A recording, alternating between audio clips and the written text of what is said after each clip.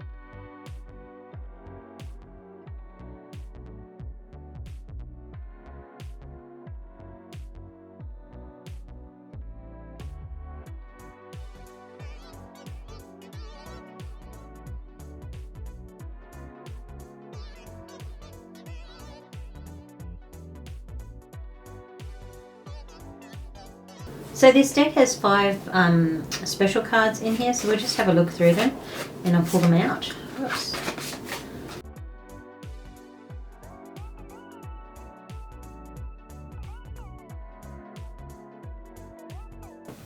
So these are the 5 cards. We have Conversation, we have Hibernation, we have the Body, we have the Heart, and we have the Spirit. So now I'll explain to you what each of these cards means.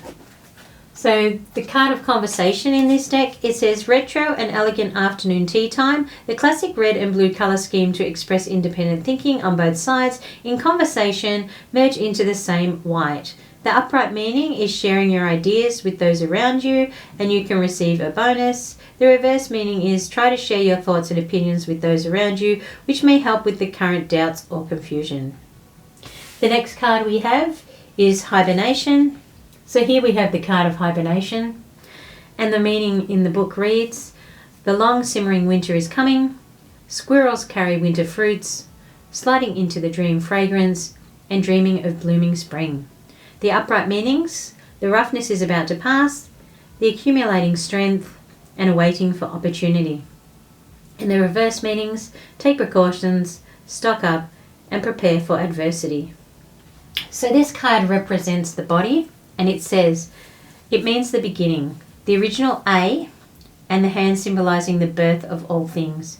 The green background is intertwined with the vines, and the vitality is at the moment. The upright meaning, there is hope ahead and unexpected things will happen. The reverse meaning, temporary hibernation period, hold on there, everything is alive. So this card here represents the heart. He put on his top hat. Back to the inner world, represents the quiet blue. It seems to reveal his tranquil heart. The upright meaning, inner calm and peace, have independent thinking mind. The reverse meaning, thinking too much and being indecisive. And the last card we have is the Spirit. The dawn of hope shines on the soul, spreading their nascent wings, blooming bright flowers, waiting for growth and breakthrough. The upright meaning, hold on to hope, there will be a dawn and you can overcome obstacles eventually. The reverse meaning, you need to calm down, wait and be yourself instead of being impatiently. So the messages for each of these cards are pretty short. They're pretty straight to the point. There's not a lot of information given. I think it's going to be a deck where you're going to rely on your own intuition and the ability to understand the Rider-Waite-Smith system prior to getting this deck. So it is a lovely deck. I'm definitely pleased that I got it. I was disappointed, as I said at the beginning, that the book doesn't fit into the actual box. That to me is something that I do personally find troubling. I know that it won't be an issue for many people, but it is for me because it just gives the opportunity for the box to be lost. So there you have it, guys, the Silhouette Tarot. Beautiful deck, quite interesting, going to be interesting to work with, and I think it's going to be a deck that I'll use for shadow work. I just think that the silhouettes definitely lean towards that kind of energy.